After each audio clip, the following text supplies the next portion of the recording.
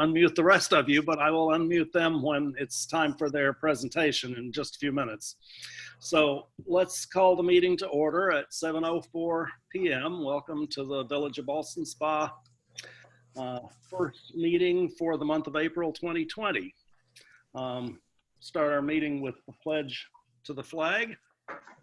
Please join me. I pledge allegiance to the flag of the United States of America and to the republic for which it stands, And one nation, under God, indivisible, with liberty and justice for all. Better than last week. We'll get it. First order of business is approving the minutes of our meeting of March 23rd. Were there any corrections or additions to those minutes? If not, could I have a motion that they be approved as written? Second. Who was the motion?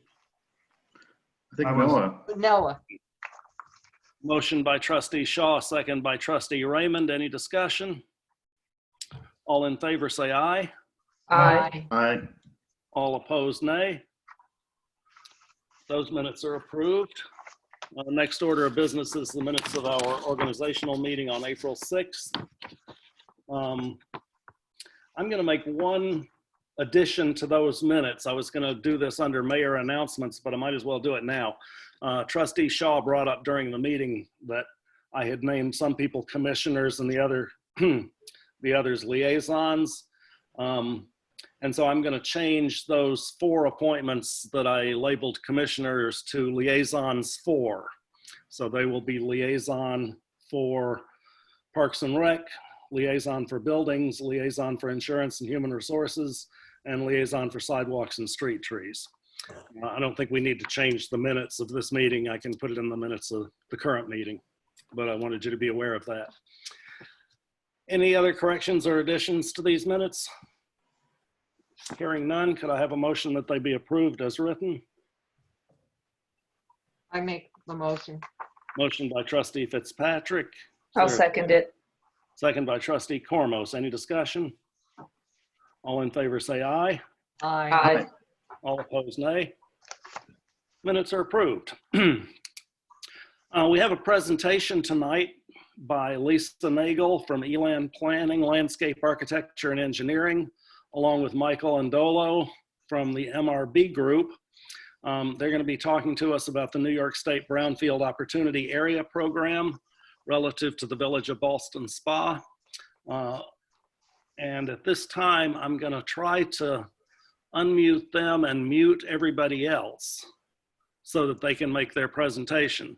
And I believe if you'll change your view to speaker view and all the rest of us are muted, that you'll be able to see whichever of them is talking at the moment. Thank you both for joining us tonight.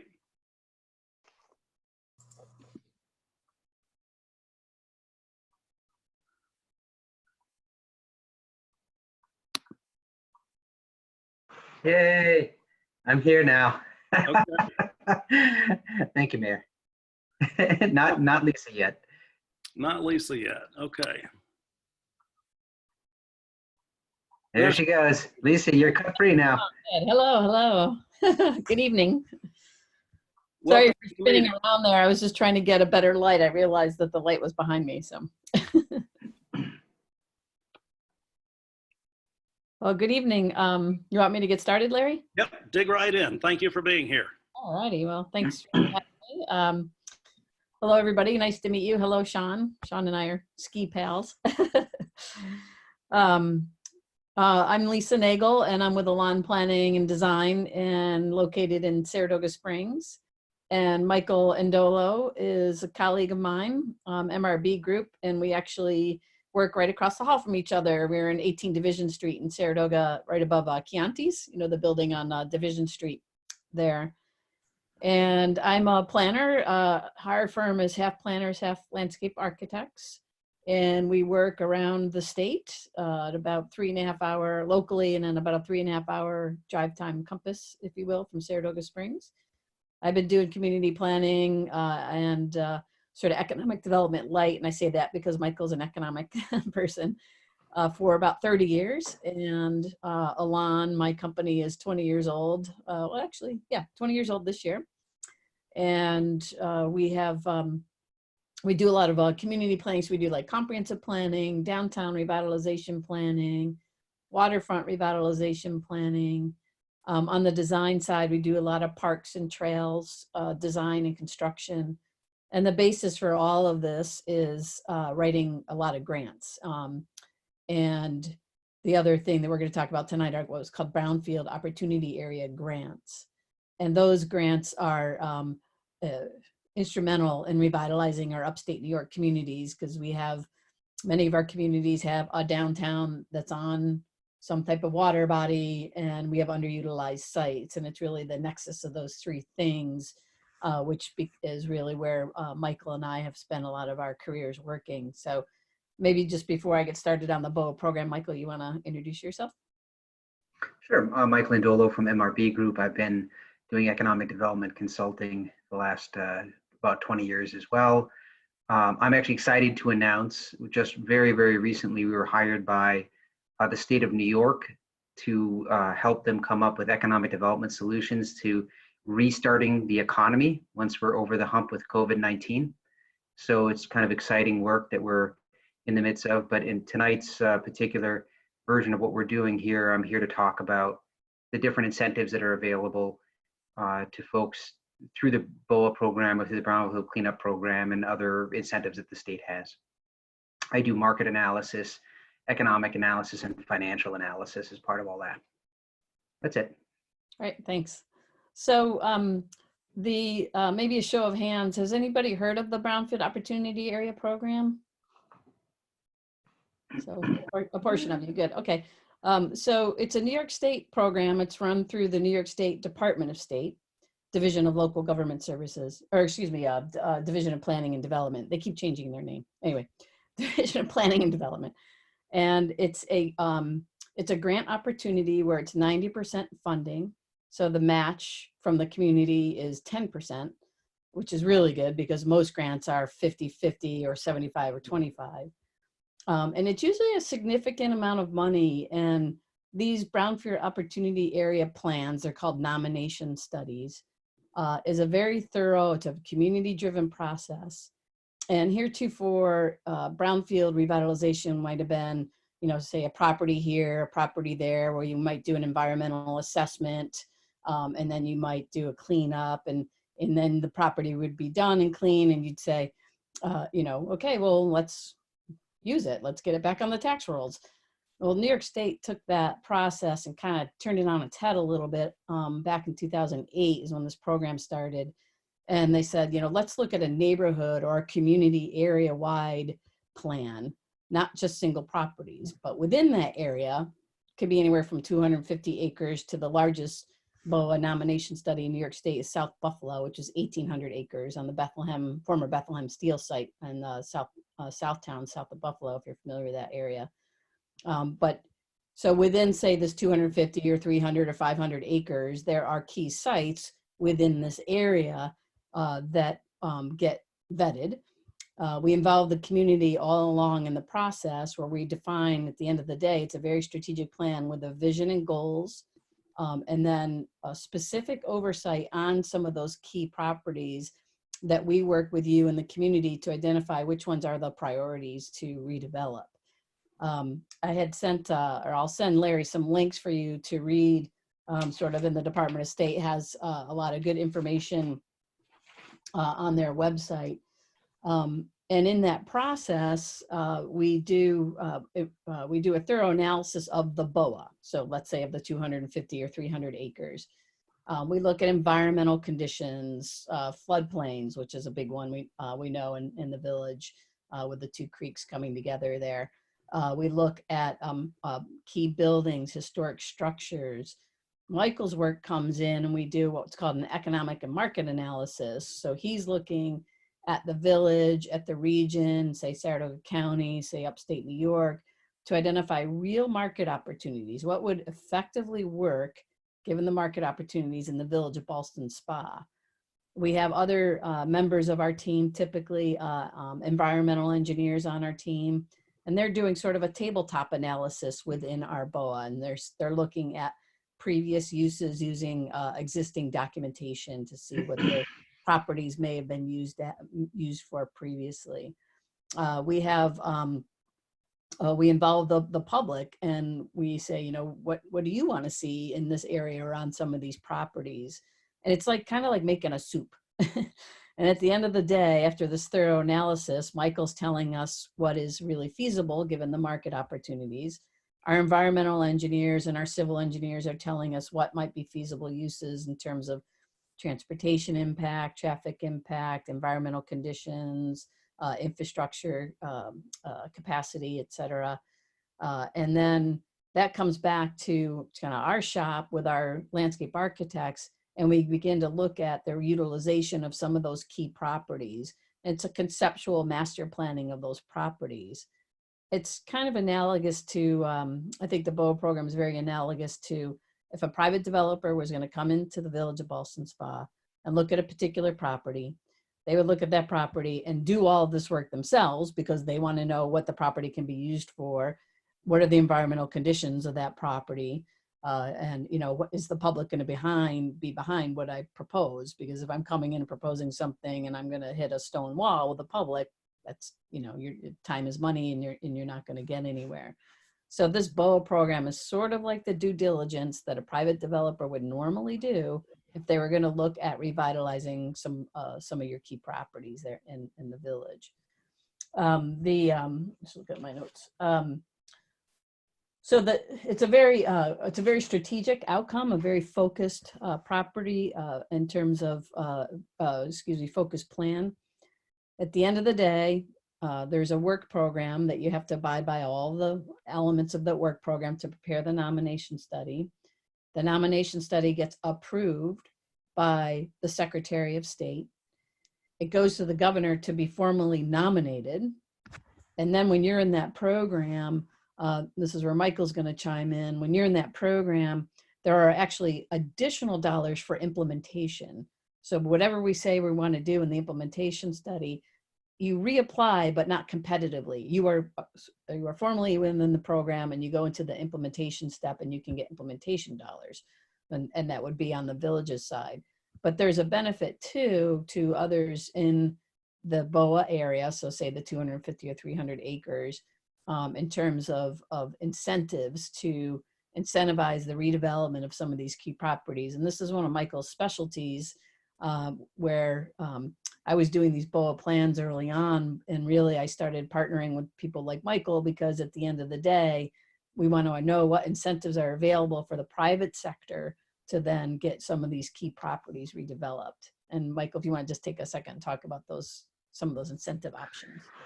Yeah, sure. Happy to do that. You know, as Lisa said, part of this is a market analysis and an economic analysis and a financial analysis. And we hope to have projects in the village of Ballston Spa that a developer is going to want to do, right? I mean, that's part of what we're going to deliver.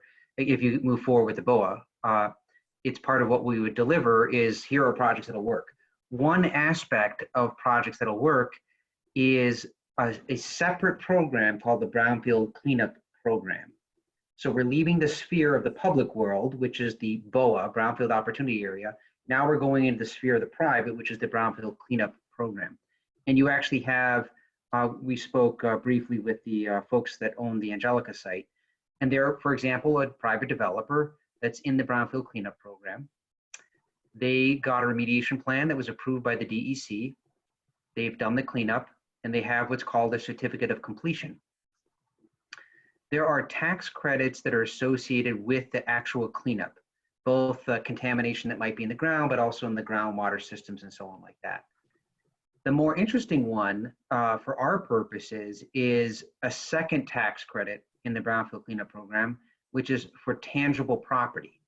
So if you have a program, if you have a project, if you have a site that's in the location, located within a BOA, and you're in a Brownfield Cleanup Program plan, if you move forward and you start to build, now you're doing your verticals, you've cleaned up the land, now you're doing your verticals, you'll actually get a tax credit on the vertical, on the build. And just as an order of magnitude, the base amount is 10%. So if you have a $10 million build out there, you can get tax credits that are worth $1 million. These are refundable tax credits, so they're treated to a large extent like cash with a little bit of a delay to them, but they're quite fungible. A brownfield cleanup program project that is in a BOA nominated area gets an extra 5%. So instead of getting 10% of their construction costs, they would get 15% of their construction costs. So for example, if we have a $10 million project, that's an extra $500,000 that would land in the lap of a developer. And of course that scales. The larger the project, the more the tax credit. So that's just one of the reasons why you might do it, is that you actually get to offer your private developers this additional incentive for brownfield cleanup. Right, thanks, Michael. Larry, I have a couple of samples that I could share. I don't know if any, we just completed a BOA nomination study for the village of Wappingers Falls. Little tick smaller, I think, than Ballston Spa, but higher, a little bit higher in population. But I had some examples of some of the redevelopment plans that I could show if you'd like. I don't know how I get that though, Larry, how I get the screen. I was off for a few minutes because there were other people texting me that they were trying to get in and I hadn't approved them. So there were people who joined us after the meeting started. So I didn't hear everything you said, but did you mention the number of these BOA grants that you've written? No, I had just said too that I could share if I could share my screen, I could show an example of what I'm, partially what I'm talking about. I did forward the links that you sent me earlier after our meeting to the members of the board, so they've all seen that material. Okay. Yeah, so we've written, I don't know how many grants, many grants. I've worked personally with the New York State Department of State since 1995, writing grants for waterfront revitalization work. And then, as I said, the BOA program started in 2008.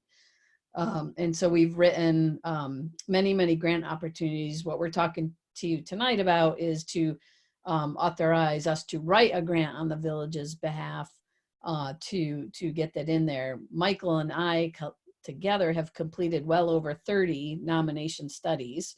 What we're talking about tonight is the grant to write the nomination study, but just to give you the scope and breadth of our knowledge. We've written over 30 of these BOA nomination studies, 12 of which have been formally nominated that I've personally worked on. So I'm a huge fan of this program. I think it's the best. You know, it's hard for communities to find planning dollars. This is a plan, but it's very strategic in its focus and its implementation, and it provides some very clear direction to the municipality, and it provides very clear information to the private sector to generate interest in investing in the village. And Michael has he talked about brownfield tax credits, but he has other sort of tax credits up his sleeve as well that he can apply to help incentivize some of this redevelopment.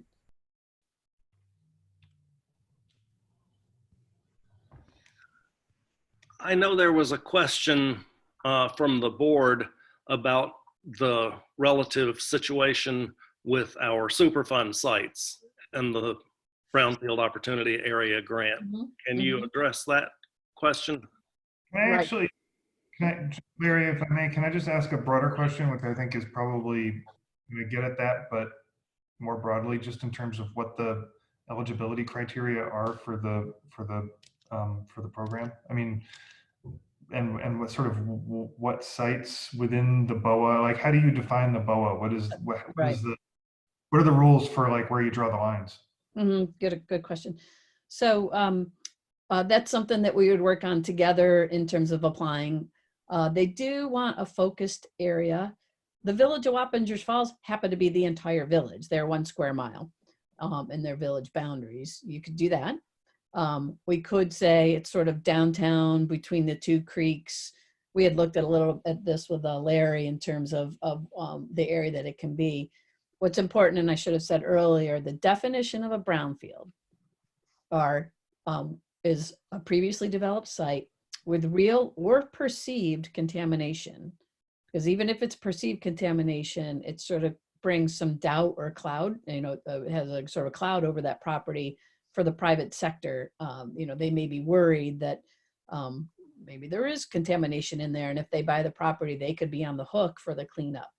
So it doesn't have to have contamination to be in the BOA program. It could be perceived contamination. Within, I'll go back to Wappingers Falls. So if it's the entire village, we begin to look at all the key properties, and through our evaluation and our market analysis and our public input, the idea is to identify some priority or strategic sites. I think in Wappingers, we ended up, I want to say with 18 maybe, strategic sites that are highlighted. Each site gets its own sort of what I call a slip sheet or a spec sheet on that site, and it goes into the BOA document.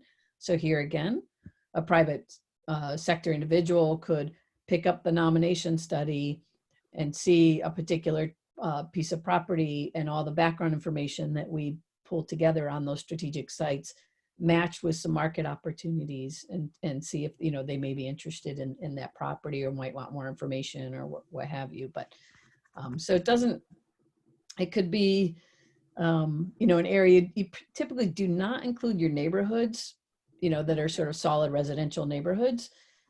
So it's really intended. Or can it be like sort of,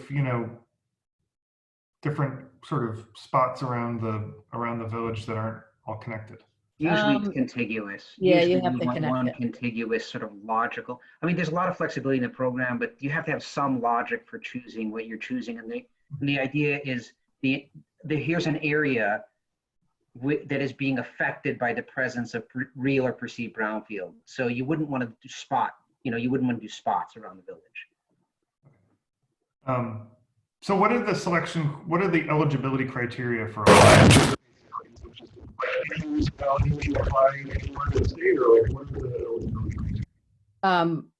You were breaking up a little bit there, but the eligibility criteria is there are, I don't have it in front of me, but generally it's distress, right? It's properties, it's vacant properties, it's undervalued properties, and those are the aspects that we would look at. You do have to, I guess, a couple of checklists, if you will, to make sure you do meet the BOA criteria.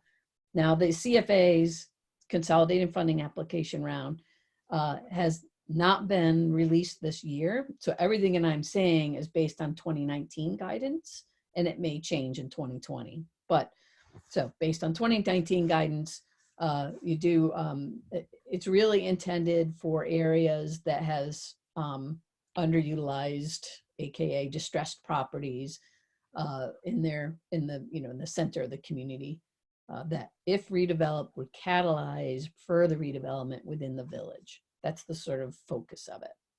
And that's clearly the case for the Angelica parcel, but Right. What about the two Superfund sites, the Ricketts Dry Cleaner and the old Agway store? These are New York State Superfund sites, Yes. to be clear, yeah.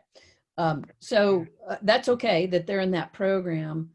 What the BOA nomination study or nomination plan they could be in the BOA nomination study. There is not a problem at all with that. And they would be evaluated just like the other properties. So we would look for what are the opportunities for redevelopment of these sites. We would characterize those sites. They could still be take Ricketts, it could still be a priority site within your BOA nomination study, which would help shed light or bring interest from the private sector, perhaps, to redevelop that property. If it's already in the Superfund site, they're already working with New York State to clean it up per the requirements as they have outlined in their record of decision to clean up those properties. The Brownfield Tax Credit Program itself does not apply. Right. It can't apply any further to a Superfund site. Yeah. But it gets all the benefits of the evaluation and the public input and public engagement of this whole BOA property. You're still sort of shining a light on your key properties, and Ricketts, clearly being a very visible one as you enter into the community. So what does the money pay for? The money is to prepare the BOA nomination plan or the BOA nomination study. So it's a typically a consultant, driven study. We have done many of these around the state. We work with a local project advisory committee. It's about a 12 to 14 month long process to prepare the plan. And if I could share my screen, I could show you a typical scope of work that we would cover. The end of the day, it's a plan that goes to the Secretary of State for their approval, and then ultimately to the governor for full nomination. And once you get fully nominated, it allows you to access that bump in brownfield tax credits that Michael was saying, except for a Superfund site. Okay. So really what it gets us is a plan, and since Angelica is the only brownfield site, it would get them an extra 5% tax credit. Well, anything else? we know for sure, where they are because he just got a certificate of completion, which is really great. That's a big hurdle. But through this plan making process, we may identify other properties who could certainly enter into the brownfield cleanup program with DEC and get an extra boost. We don't know that yet because we haven't evaluated, all the properties. But it's, Okay. I really stress that it's not just a plan. I'm really careful about that with this program because, for example, Michael's work is invaluable in this process. He really shines a light on actual real market opportunities. We actually have environmental engineers. You have one in the village, Jeff Wink, for example, who would look at the information and inform us so that if we're designing, if we're looking at some other property that's, let's say 3 to 4 acres, and we know where there might be contamination over in this corner or over in this corner, but not over here on that same property, we design building footprints, parking lots, access. It's a real conceptual master plan to show how those properties can be redeveloped. We just did that in the village of Wappingers Falls. They have an old bleachery that was very contaminated. It actually burned down. It was terrible. But we used all of the information from the BOA process, created a site master plan, and we were working with the adjacent developers who are now buying this property and bringing it into their concept for redevelopment.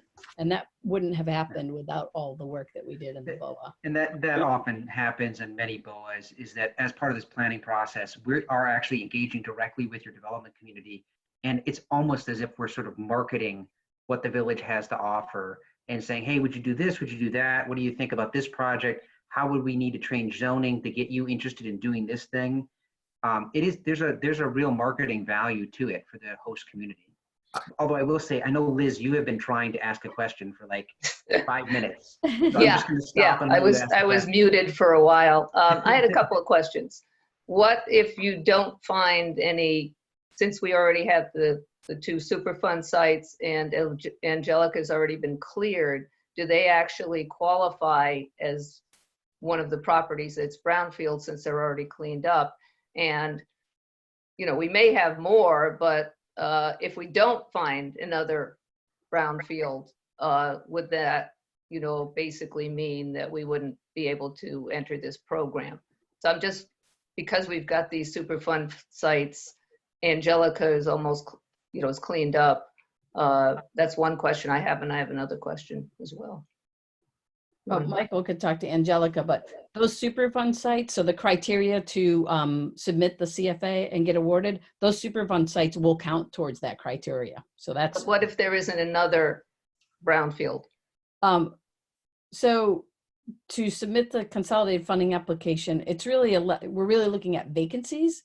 So we don't know yet if it's a brownfield or not, Right. With real or perceived contamination. So it's really just the sort of the current state of the buildings in the village, and So it's that we draw the line around. right. But to go to the next step, I mean, I think the ultimate goal is to access significant funds to redevelop Yes. property. Right. So, you know, and this first phase, which you're presenting a proposal for, is to write the grant, right? Correct. And then if we get the grant, then we pay, how much is the engagement at that point? And what is it, 10% is our portion? Correct. It's a 90% grant. A So what 10% is a typical match. fee for, Nomination studies are usually around $130 to say $150,000. Okay. So you'd be $13,000 to $15,000. okay. And my main question is, we are currently in the process of doing an economic development study with Saratoga Prosperity Partnership. That's one thing that's ongoing. So that overlaps, I believe, a little bit with Michael was talking about, the, you know, looking at the market, what should we do? That's their focus. And then we also recently just received a Capital District Transportation Committee planning grant. So it looks like we've got, you know, Saratoga Prosperity Partnership, CDTC, you know, planning grant, and then we'd add, you know, the grant that you're doing. I'm just wondering how all of these will, you know, if we have separate committees for each grant, you know, how this would all mesh together, because there is significant overlap between those initiatives.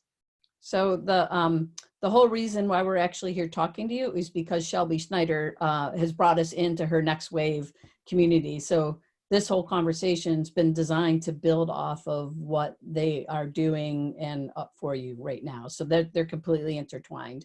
Okay. And so that's how we met Larry, was through with the Saratoga County Prosperity Partnership. And then it just depends what your CDTC grant is, but it could be integrated into this.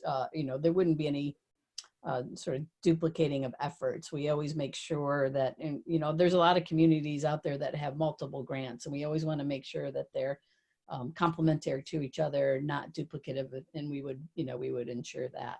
Yeah, because we're going to be hiring a consulting firm that's a planning firm, you know, through CDTC, and yep, you know, it's very common. Yeah, yeah, and you know, I just here again, I just want to, you know, the BOA plan at is a lot of really good information that the outcome can help the private sector, right, through maybe a bump in tax credits or information that the private sector could use. It also helps the public sector. It'll line you up for additional grants through the BOA program or other CFA programs that you'll be able to, you'll get a boost in the CFA review process, because they'll say, you know, if you need money to, you know, it could be infrastructure related, for example, those are very competitive. But if it's something that we've identified through the BOA process that's needed or important for the village of Ballston Spa, and it's in that document, when you go to write any grant to any other state agency, you would say, we've identified it through this process, and you literally get extra points in the grant review process in Albany, making your grant more competitive than any other community. For Michael, what technical work is done if we get this grant? I mean, how much as far as evaluating, you know, sites? Is it, you know, more than a phase one? So no, during the nomination phase, no, we will have an environmental engineer who's going to do, you know, Lisa mentioned, you know, the desktop work, right? We're not going to go out there and take soil borings and a lot. I mean, that's big money by the time you get to there. But we will know enough to know where the hot spots are and what we're likely to run into. And that's as far as we can take it on the environmental side. You can go after EPA money afterwards if you have a reason to believe and you have some level of public site control. You could go after that separately. But we're not going to do soil sampling as part of this exercise. Okay. Lisa, one follow-up question. Larry, can I just ask one more question? Sorry. Did you say that the sites have to be vacant? When we make the application through the CFA process, we're going to look at I can, if you give me a second, I can look up the criteria, but we'll look at vacant properties, the number of vacant properties within the area that we draw. We'll define that BOA area, and we'll identify the number of vacant or underutilized properties Yeah. that to make our case to receive the grant. I guess Underutilized is a really huge deal for us because we've got a whole section of town that I would argue is underutilized because of Angelica, because of the Agway, and so forth. I agree, but it's not vacant. So I'm just trying to, I guess what would be helpful is just to get something, and I looked for the handout, but I don't seem to be able to pull it up on my computer. But something that gets a little bit more technical about what the eligibility and evaluation criteria actually are. And then, even if like an informal take on how those match up with, it takes about 10 minutes to drive around the central business district of the village, Right. like how that matches with like what we have here. Because on one hand, yeah, there are definitely some underutilized parcels. There's not a lot that's vacant, some, but not a lot compared to some places. And, in terms of valuation, it ain't as bad as a lot of places. So I just want to try to get a sense of like, where are we in the sort of spectrum of communities that are likely to get a grant like this? Yeah. It doesn't have to be 100% vacant either. It could be underutilized. It could be partially occupied. Yeah. And there are other criteria as well. Here again, I just want to stress, that's a great idea. We can absolutely do that. It would be from 2019, and because we're waiting on the 2020, but it'd probably be similar in 2020. Looks like something that should have been done a few years ago before Angelica got cleaned up. Yeah. Then we would have been a perfect site for a BOA. Yeah. I mean, I still think, if we're familiar with the Village of Ballston Spa, I think that that this would be a great, we should, yes, check the criteria certainly. But I really think it would be a great strategic plan for the village and shine a real positive light and bring some attention to the village in terms of, investment. Because you have limited resources, right? The municipality can only do so much, but one thing the municipality can do is sort of set the stage for private investment. And that's really what this nomination study is about. It's well beyond a comprehensive plan. It's even beyond a downtown revitalization plan, but it allows us to really kind of dive in and take a deep look and shine, light on need. There may be municipal needs, but also to bring private development interests. Yeah, I think just to Noah's point, if I understand you correctly, what you're essentially trying to do is play the odds and say, look, if we go after this, what's the chance that we're going to get it? How well do we match up with the criteria of the grant, right? I mean, is that what you're essentially asking? Yeah, but it's not necessarily because I'm trying to challenge the idea of doing it. I mean, as long as like there's any reasonable chance of getting the grant, I think it's probably worth the $6,000 to take to get an application in. But I am just trying to. I think it's just like sort of. It just all this begs the question for me, like, okay, so how does this work, and what are the criteria, and how does it match up with like what we have here in the village? I'm just trying to understand that better. I can certainly appreciate that, and believe me, Lisa and I are not here to get this great grant writing contract because money about grant writing. I can tell you that. She and I would not be here if we didn't think you guys were a very good candidate for this. And I've been in many communities like yours that have gotten these grants and done the work. So, I mean, we're happy to share this criteria. And you can take a look for yourself and see the other folks that have been, nominated in the past. But I'm pretty confident you guys are a competitive BOA grant application. Do you have any idea what the recent events of the last month are going to have on this program? It's in the governor's implementation. Huh? Yeah. It is in the governor's budget. Yeah, it's in the governor's budget. Yeah, I had the state budget now. Yeah, well, it's just when revenues don't come in quite like that budget anticipated. I just wonder, is things going to get cut?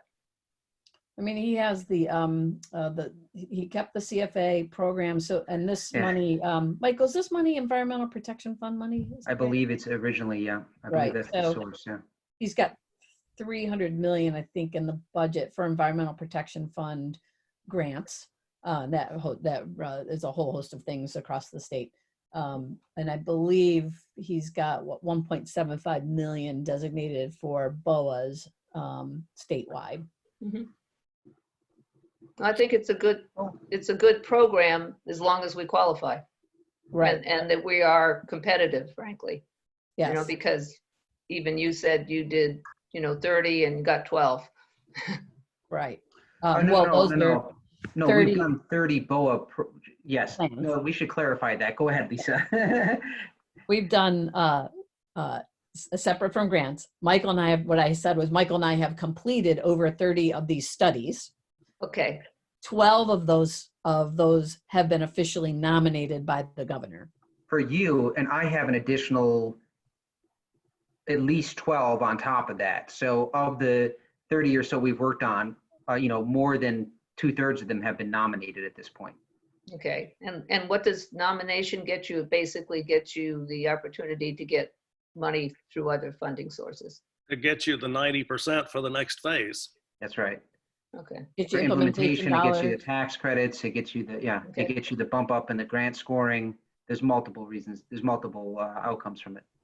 Is there any economic criteria on these grants? Because one of the things that we did one grant, an infrastructure grant, which we didn't get. The problem with Ballston Spa is the median income is above the cutoff. For the criteria where they tend to direct money to poor areas. And, Right. and because we have a lot of economically disadvantaged areas, but they don't show up on the census data. Yeah, exactly. There are, and no, I was just looking it up, and it's a little bit lengthy and too long to cover here, but it's signs of economic distress are some of the criteria. So a poverty rate, Liz, it is looking at median family income, but we could take a look at these. I won't go into them in detail, but just looking at last year's, and we could certainly just do sort of a tabletop analysis to make sure that you meet the criteria. Well, I looked at that already. Of the application. Yeah, one thought is that we might at some point need an income survey because of the way the census is, and our median income has gone up and down, which is basically the way that they sample. And we're such a small area that I don't think it's particularly accurate. Right. Well, also, wouldn't it depend on what you're using? Because I think if you took an economic sample in 2020, it could be a lot worse than in 2019. We're about to take a very large sample. U.S. Census. Yeah. Well, the thing is the impact we're feeling today isn't going to show up in those American Community Survey numbers for another year or so. Oh yeah, Right. yeah, at least. Right. Yeah, so it's just a thought that that's one criteria that they definitely look at for funding. Mm-hmm. Right, but there are other ways that it's literally a sort of a page and a half within the CFA resources that you can look at. It's A or B or C. It's not A and B and C, for example. So we would just go through those and make sure, as Noah suggested, that you are competitive and meet the criteria of the program.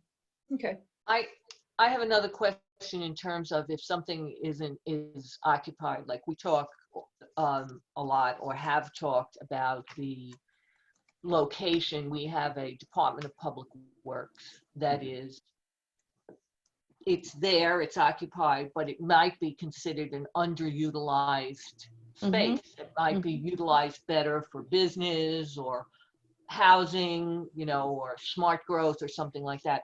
So can you look at those kinds of things? And if so, if, for example, it was decided, yes, it would be better to have this building someplace else, utilize this space for something else, is there funding available, say, for the village to move that operation someplace else? Yes, and yes. That's a great example. So it would be, let's pretend, and you have the grant, we're working on the nomination study. As we said, we do sort of a tabletop analysis of that property. It becomes one of your strategic priority sites for the purposes of relocating them so that you can open up the site for some new development, say mixed use housing that Michael says, yeah, you can support, X square footage of commercial space and so many units of affordable or market rate housing, whatever he tells us. We would literally draw a master plan on that site to show how it could, the capacity of that site. And that would go all into this plan. And then the next year, when the CFA season, opens again, we call it the CFA season. When the CFAs open up again, you would apply for the next step in whatever it would be. Maybe it's a feasibility study to determine what the new DPW facility, needs are. How many bays, how many square foot of office, et cetera, something, more of an architectural study. But you can use the nomination study to get money to cause that to happen. In fact, I believe the city of Gloversville is doing this currently. They are relocating a new DPW, and they just got a grant to hire an architect to determine what that new DP facility, would look like. Easily over half of the ones I've worked on have included this city or village or town's DPW site. Yeah. They tend to be dirty sites, just the reality. Before it was DPW, it was a car dealership. So it's probably got all sorts of stuff in the ground as well. I'd like to wrap this part of the meeting up. Are there other questions for Lisa and Michael? Yeah, I actually have a question. When you were talking about perceived sites, is that simply proximity? Is it, case history of what was there prior on the specific site? I guess what kind of threshold is there for a perceived, Brownsfield? Well, the village. Yeah, right. So the definition of what a brownfield is real or perceived contamination. That's the literal, technical definition. The tabletop analysis that we would do, as Michael said, we're not going to dig holes to determine where the information is, but the DPW site is a great example. The environmental engineer on our team would go and look at available public records, talk to, in this case, it's a little bit easier because it's a village-owned site, talk to the village about what, has happened there over the years, and document that information. And for the strategic sites, so this would be a strategic site, clearly, each strategic site has about a 2-page spec sheet on that property, which would list the tax parcel number, there's a picture, a summary of what we're thinking the environmental contamination may be, not, we're not, again, digging holes, and some potential reuse. So we provide some information on, a 2-page spec sheet on the strategic sites. The next phase here, I mentioned that you'd be in line for implementation dollars, and some implementation dollars that you could get as being part of the BOA program. So post-nomination study, next phase is implementation. You can get money to do a full phase 1 environmental assessment and a phase 2 environmental assessment through the BOA program in the implementation dollars. And that's where you'd really, determine the level of contamination. That's where we are digging holes and coming up with a remediation plan. Any other questions? Sounds like it's a good process. It's going to take us quite a few years to get to the point where land is redeveloped, but we've got to start now. Right. Exactly. Yeah. Thank you very much, Lisa. Thank you very much, Michael. We really appreciate your joining us. We won't be offended if you don't stay around for the rest of the meeting. I will. I'll be in touch soon. Thank you very All much. right. Thank you, everybody. Right. Bye-bye. Bye, Have a Lisa. good meeting. Right, thank you. Bye. All right. Moving on down the agenda, the next item is mayor announcements. I wanted to let you know that I did make a phone call on the street light project because I hadn't seen any street lights getting replaced. And we had been told that it was going to be probably 2 to 4 months. I was told that I was reassured that we are still on the list and that we're still going to get done, but that work has been slowed down by the virus situation and they're behind the schedule they thought they would be at the time they told us 2 to 4 months. So we're still in line.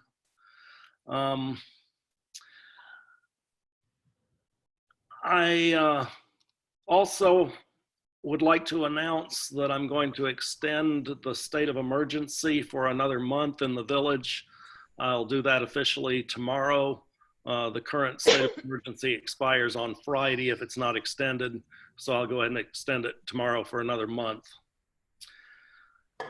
I received an email today. I think I mentioned to Noah that if I didn't hear back from the engineer by the end of last week, I was going to call him. So I called the engineer who looked at the retaining wall with me behind the fire station. And he promises to have his letter to us this week, but he hasn't sent it yet. So that's on the way. We did get 3 bids on the valve project at the Lowell Street Pump Station. Those are currently showing as blanks on your agenda. I got a phone call from Jeff Gories about an hour ago recommending who he and the engineer recommend that we award that bid to. So I'll fill in those blanks when we get to that point in the agenda. And last, I want to remind the people who are participating as attendees at this meeting, who are watching, that public comment tonight is going to be only by email, not in person. So as we're going through the meeting, if you want to write an email or jot down your thoughts or make a public comment, those need to be sent by email to villageclerk@villageofballstonspa.org. That's villageclerk, all one word, at villageofballstonspa, all one word.org. So that's how we'll be handling public comment when we get to the end of the meeting. Moving on to old business, the only item of old business on the agenda tonight is the fiscal year 21 budget. We've got the proposed budget prepared by the mayor and the treasurer that we discussed at our last meeting. I would like to ask for a motion and a second to approve that budget. And at that point, it will be open for discussion, including any amendments that anyone wants to propose. Could I have a motion to approve the fiscal 21 budget? So moved. Motion by trustee Raymond. Is there a second? I'll second that. Second by trustee Fitzpatrick. It's now on the floor and open for discussion. Just one proposed amendment, Larry. Okay. Proposed amendment to add $7,500 into the treasurer's budget for expenditure on an external audit. I think this is something that we came up at a prior meeting. I've discussed with each of you. I hope everybody agrees that putting this back in is non-controversial. It's good hygiene, especially as we're getting our books and records back in shape, to have an external entity take a look at what we've done. And I think it also is consistent with the spirit and also the words of our corrective action plan to the controller's office from whenever that was, a year and a half ago. So propose to put that back in to the budget at the $7,500 level, which I understand from Mary will not trigger the tax cap. Okay, we have a motion to amend the budget by trustee Shaw to amend the budget by adding $7,500 to budget line 1325.4. Is there a second for that motion? I second it. Second by trustee Cormos. And I can confirm that that does not bust the tax cap, because we're currently $8,000 under the tax cap. So adding $7,500 to the budget would not exceed the tax cap. Any other discussion on the amendment? Do we have any idea what an audit will cost us? We hope that's enough, sufficient funds. I think the original allocation was 10,000 in the first iteration of the budget. I think 7,500 is a fair number to get started. Obviously, just because something's in the budget doesn't mean you're absolutely required to do it. But I would say this is, substantially similar to hopefully what something will require, so long as it's not more complicated than we hope it will be. I think it depends on how clean our books are at that time, and I think they'll be pretty good. So I think that, we'll see how the market is when we go out for requests for auditors, and see if we can get a pretty good price on it. So I would think that since we had a professional firm working with us, that things are in good shape, and we can get a good price for it. I just have no idea what an audit costs. Any other discussion? In that well, range, our single audit cost $9,000. Okay. So Okay. Any other discussion? All in favor of amending the budget by adding $7,500 to line A1325.4, please say aye. Aye. Aye. All opposed, nay. That amendment is approved. We're still open for other discussion on the draft budget. Is there any other discussion? Hearing none, I'll ask for a vote on the main motion to approve the fiscal 21 budget as amended once. All in favor, say aye. Aye. Aye. All opposed, nay. Budget is approved.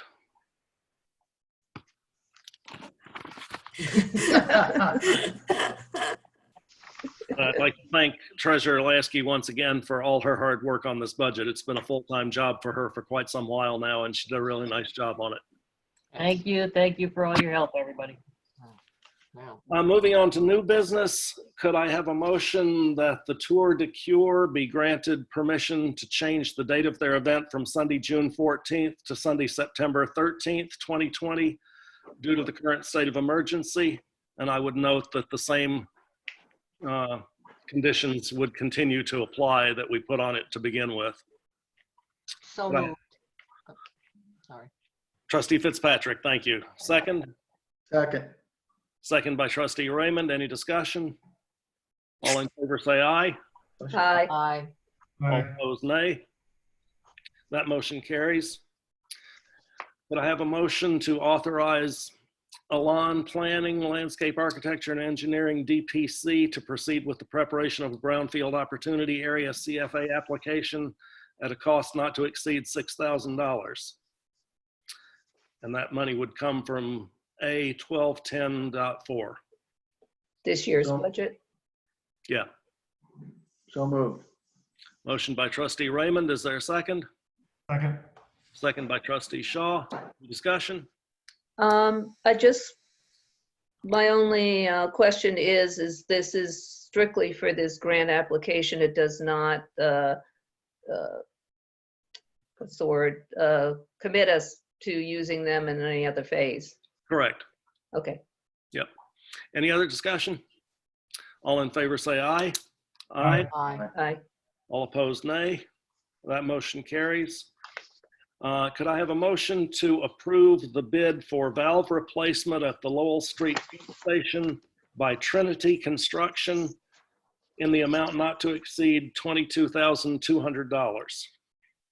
That was Trinity Construction goes in the first blank, and $22,200 goes in the second blank. And I would note that this is a project that's funded by a grant from Assemblywoman Walsh's office.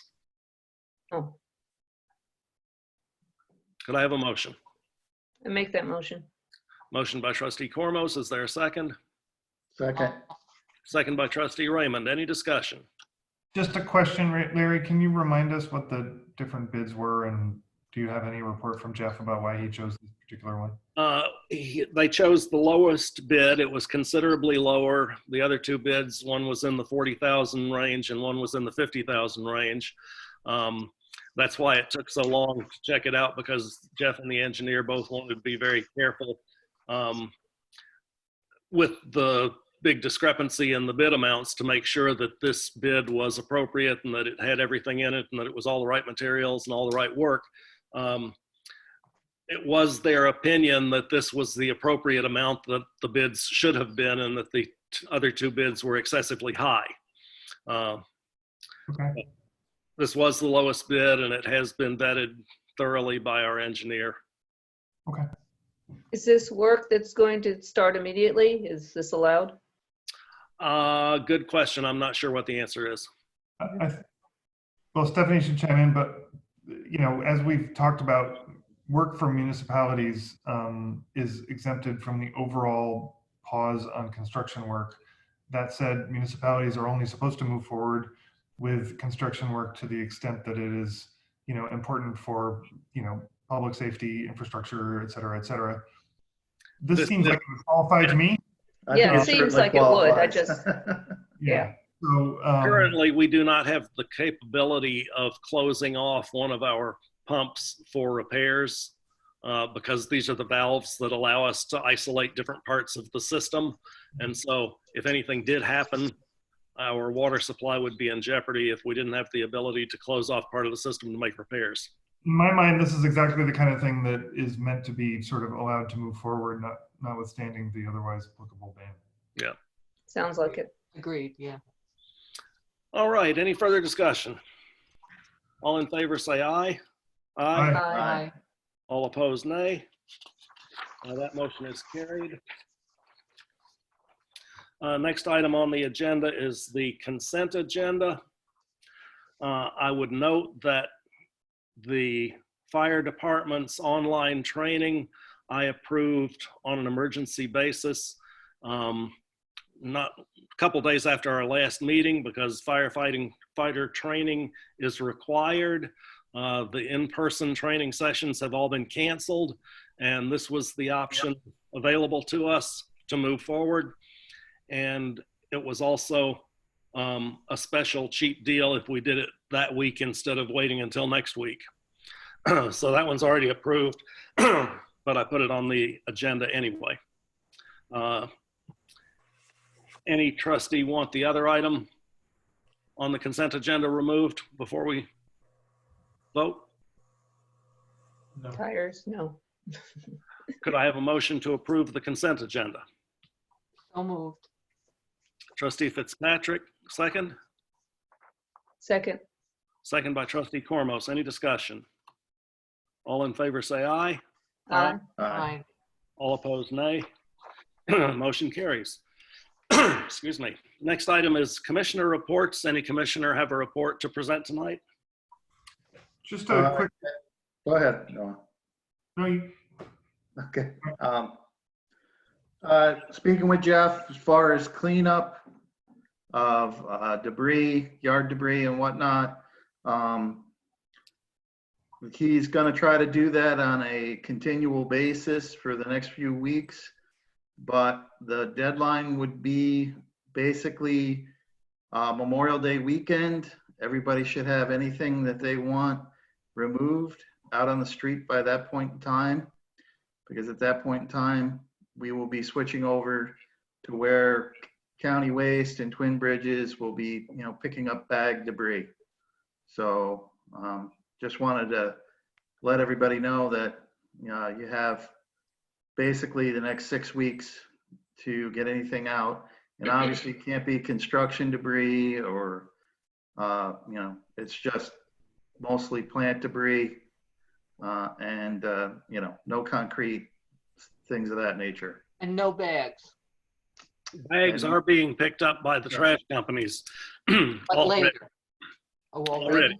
Oh, one other thing related to that is I had gotten questions about some of the trees being taken down on Hyde and other streets, and there was, some confusion as to was the village doing that. And I did ask Jeff, and it is National Grid who has done that work, but he said that if they didn't pick up the branches, that the village would do that.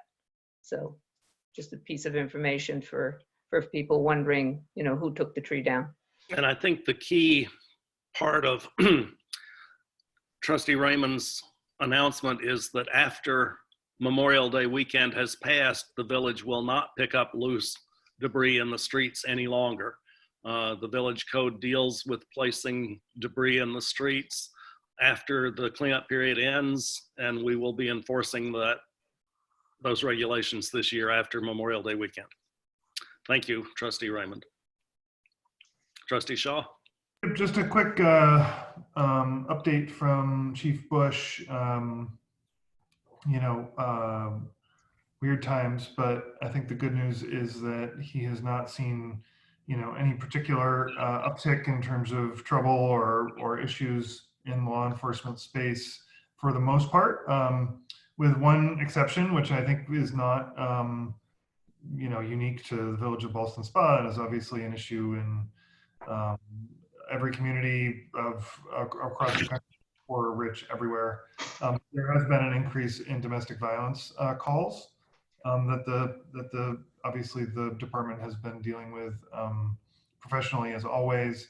I think just given the increased frequency of those issues coming up, it probably makes sense for the village to make clear what the resources are in terms of people who want to seek help in that regard, and to note that those resources are certainly still available in terms of the hotlines. With the Saratoga County DA has a resource and a webpage that people who feel like they need help with a domestic situation can reach out to.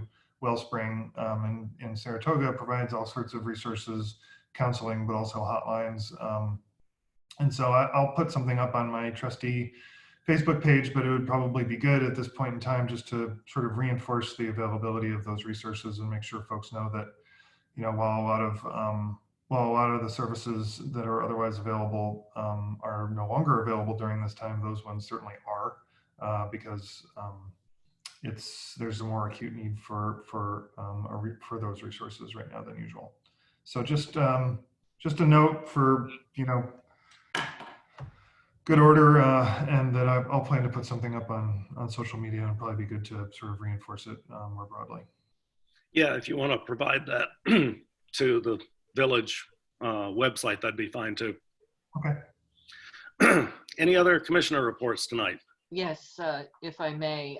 First of all, I have been speaking to the librarian about library staff. Everybody is healthy. All of their families are healthy. They continue to work, and they are checking in, working from home, checking in daily with the librarian and providing written reports at the end of every week to her about what they have accomplished. I have also done some work on, and I sent some material to Larry and to Mary about the state and federal sick leave benefits. And there are also some enhancements to the employee health insurance, employee and retiree health insurance programs as they're related to if anybody comes down with COVID-19. And one of them, by the way, is a waiving of copays for behavioral health if it's a telehealth visit. But in any event, I've taken the liberty, Larry, of putting this in a memo for you, which I will get it to you. You can, of course, change it in any way you want, but it outlines what the provisions are, and it can go to all employees, because we are required, we have some requirements in terms of circulating this information. Thank you very much. Any other commissioner reports? Moving on, is there any other business to come before the board tonight? I just have a little announcement. As you've seen in the last week or so, CDC is recommending that people wear face coverings, masks. We started up a little group here locally. asking for volunteers to sew masks. And it's grown to about 25 people sewing, another 30 or so folks helping out, donating fabrics, etc. The masks are free. So, if anybody needs a mask, its priority is first responders, essential workers, and high-risk individuals are first in line, but hopefully we'll have enough masks made that everybody who wants one can get one. Okay, thank you. I'll now open the floor for public comment by email to villageclerk@villageofballstonspa.org. Hopefully she's already received any comments that people want to make, but if you're in the process of writing a comment now that you plan to send her, please send her an email right now saying I'm writing a comment and I'll send it in a minute. I don't want to adjourn the meeting when people are still writing their comments. Ms. O'Connor, do you have comments that have already been submitted from the public?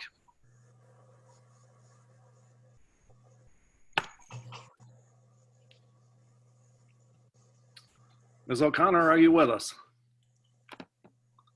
Larry, I don't think she's been with us the entire meeting. I mean, Her space is, it says Terry O'Connor, but it's not, there's no picture and no sound. Is she on a computer? Before. Yeah, she is. I'm gonna call her on the cell phone.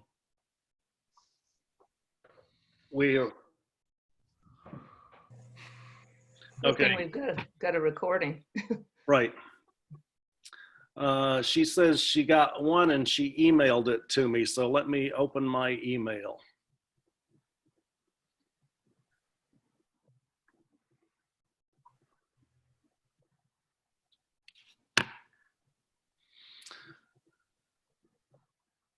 All right, this is from Todd Sand at 57 Hyde Boulevard.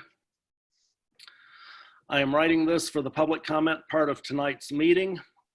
I moved to Hyde Boulevard about a year and a half ago and have noticed an abundance of vehicles not following the speed limit. I have witnessed multiple cars passing other cars that are actually going the speed limit on Hyde Boulevard. One instance, a car drove on the wrong side of the road for nearly half the length of Hyde Boulevard just to pass 3 cars that were actually going the speed limit. It seems like there are more and more cars speeding consistently through the day. After speaking to the neighbors who have lived here for years and years, it seems like Hyde Boulevard has not always been like this. And while we know Hyde Boulevard is a thoroughfare and people like to take it because there are no stop signs, I am wondering if something could be done about the speed limit. There is only one speed limit sign at the beginning of each entrance to Hyde Boulevard. Not sure if this would help, but could additional speed limit signs be placed halfway down the street around the intersection of Hyde and Chapman? Do you have any other thoughts on how to help regulate the speed limit on Hyde Boulevard? Also, there have been a growing number of semi-trucks using Hyde Boulevard. I know there are small signs at both ends of the street, but I am not sure if the trucks actually see them.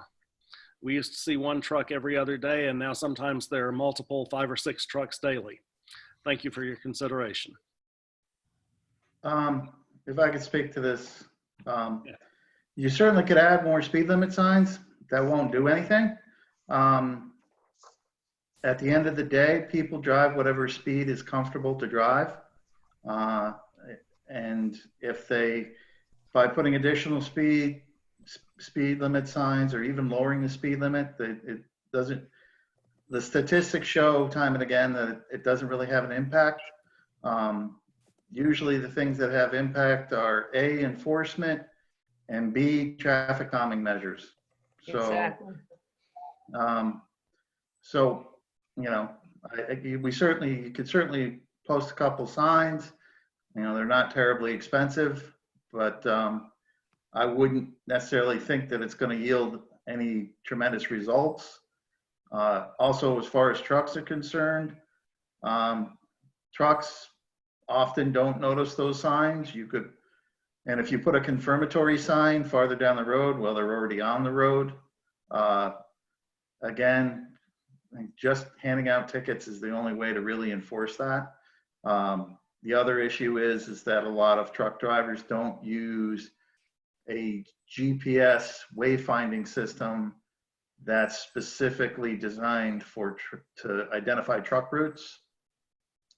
They're a generic one for every passenger vehicle. So it tells them they can go that way, whereas if it was set up for truck routes, it would restrict, it would show them that they couldn't go that way. Unfortunately, that's the company's responsibility, and that's hard to enforce. But at the end of the day, it's just more enforcement, or to do some traffic calming, so that if you narrow the radius of the intersections, that a truck would feel uncomfortable trying to navigate it. And same goes with lowering the speed. You know, because it's such a wide open thoroughfare, you would have to narrow it somehow, narrow the lanes. You could put, you know, there's a whole toolbox of things you could do, but why don't we get a little bit more precise about what the toolbox is? Maybe, because honestly, this has been going on for like years, and we've Yes. never really done anything about it. Well, And it That's- gets even more intense when Hold on, school is open. Hold on, let me just finish. Mhm.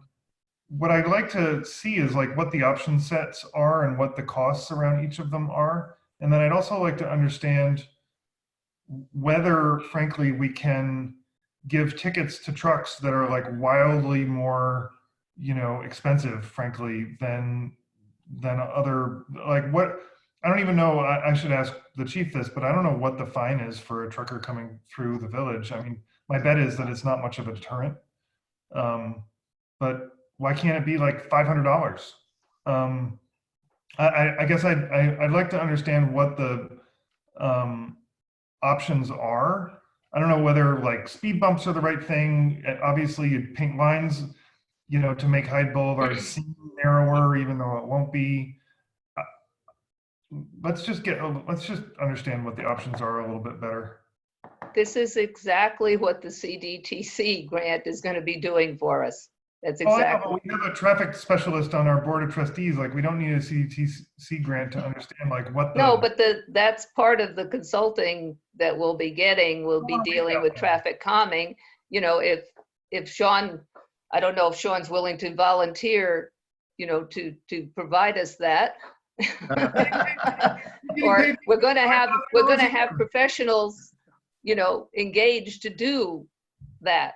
I understand. I'm just saying for Hyde Boulevard specifically, I think Sean is perfectly qualified to say, okay, so here are like 4 things that you could do, and you know, here's what each one ballpark would cost, and here's the range of like effectiveness for each of them. I mean, as Well, a resident of Hyde Boulevard, I'd like it addressed. In the 7 years we've lived here, it's gotten worse and worse, and the semi trucks are incredible. They get stuck. They have to turn around. I had one on Pleasant Street yesterday. Huh? I had an 18-wheeler come down Pleasant Street yesterday. Yeah. Well, they come down Hyde Boulevard very frequently. I think the immediate solution is enforcement and maybe raising the tickets, particularly for the trucks. I have discussed this with Chief Bush, and he is aware of the situation and is working on it. But I agree that the traffic calming stuff is a better solution.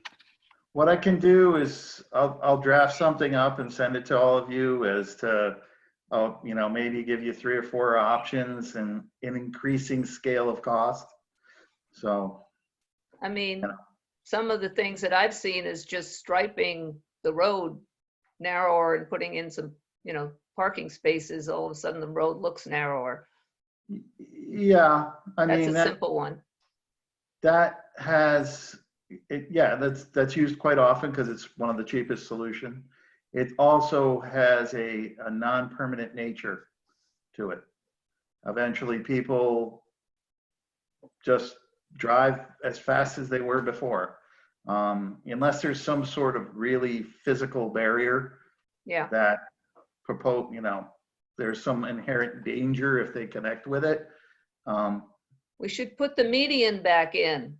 From what That I is like understand, that- there was one at That's one the point. high, that would be the high end, making it back into a boulevard. Yeah. where you When would, did you they would, take it out? and you would have to do U-turns at certain point if you lived on one side of the street. Well, So. that keep the trucks out. Long. So, Well, there was striping painted on that street several years ago in response to this same concern. And the residents complained so vociferously that the village actually went through and removed the striping. So I don't think we'll try that experiment again. Well, I think the things have changed. I don't think you should rule out any option, and you know, I think they should all be on the table because the residents are getting more and more annoyed, and they may be willing to have. What I heard was that they had put in speed bumps, and there was a big, you know, protest against that. I didn't hear that there was protest against paint, but we'll see. There was. yeah, well, It was. again, whatever protester that does happen, there has to be some sort of logical argument as to why they're protesting. So. Yeah. We just don't like change. Larry, what was the actual objection to paint? They said it changed the nature of the neighborhood and that it had never been painted before, and it made it look like a less friendly place to live. And Oh, I think they proposed, or they put a yellow stripe down the middle. That Yeah. was the paint thing, and that wasn't very appealing. What I'm saying is more create parking spaces on Hyde and just narrow the main strip. If I may, I also think that this is a time to get this under control, because if we can, because when school opens again, it's a huge problem. It comes up over and over and over again when school is in session. And one of the reasons we might have more speeding now is because because schools are out, you know what I mean? And people are not thinking about that. The other thing is, Larry, when you say that Chief Bush is aware of this, like, does that, I mean, I understand that, but could we have some kind of a commitment or a plan for enforcement, like that they would be there for, or try, unless there's something else that's happening, you know, that takes them away, that there'd be somebody who would sit there and enforce it? well, we have 2 officers on duty at a time. So if you want one of them permanently stationed on Hyde Boulevard, that kind of disproportionately spreads the resources. I've been texting him every time I've seen an 18-wheeler. I would recommend that. So every time I see an 18-wheeler go in front of my house, I text the chief, and they'll go after him and arrest him? Well, Or give them a ticket? They got going on, but they'll be aware of it. Well, Yeah. I mean, I think what folks would like would be is Enforcement. enforcement, actually ticketing those trucks. So I hear you, but I think we all need to be also like, listen, it's important, but it's not more important than responding to domestic violence calls, to dealing with overdoses, to, you know, No, to dealing with, you know, obviously you can't have people on Hyde Boulevard 24/7. Like, it just doesn't work. That So- was not what I was suggesting at all. I yeah, understand, but my I'll point just, is, I don't if I could understand just, exactly what kind of like enforcement. I don't. no, I mean, if I call the chief and I see a semi and they're here, they send somebody over and intercept him. That's what Larry just suggested. well, first I of all. don't know if that's happening. By the time a policeman responds, they're on their way. Yeah. So it's, you know, he might catch some, but he might not catch some. I mean, I understand it from the chief's point of view. There is still a little bit of a delay before they would actually get there. And then obviously if they have a priority of calls, that is not the priority. But there are license plate video surveillance systems that you can put in. They're not cheap, but you could put something in, and that would Can obviously. you, issue a ticket in New York on video, with the video? You have to have a special mandate by the governor outside of New York City. Ah, Really? All right, well, I want to thank Todd for that comment because it obviously generated a lot of interest and a lot of discussion on the part of the board, and I'm sure we'll continue to ponder these issues as we move forward. I just have one other public comment tonight. I believe this is the last one. It's from Rory O'Connor. Doesn't have an address on it, but I'm sure the clerk knows that address. And his comment is that he appreciates the wisdom of the trustees in hiring Lisa and Mike to move forward with the BOA program. He thinks that's a very good use of resources. Thank you for that comment, Mr. O'Connor. Thank you. Yes. All right, at this point, I would ask for a motion to adjourn the meeting and approve voucher numbers 20-01591 to 20-01860 that they be audited. Could I have that motion? So moved. Motion by trustee Raymond, Second. second by trustee Fitzpatrick. Thank you. Any discussion? where's to send the forms in with our signatures again, like Yes. the last time? And I personally have written the date on the top Yes. of mine Right. Yeah, yes, no, that yeah. would be useful. Mhm. so that it clearly refers to the vouchers on the abstract on April 13th, 2020. But yeah, that's the way we'll handle it. Okay. All in favor, say aye. Aye. Aye. All opposed, nay.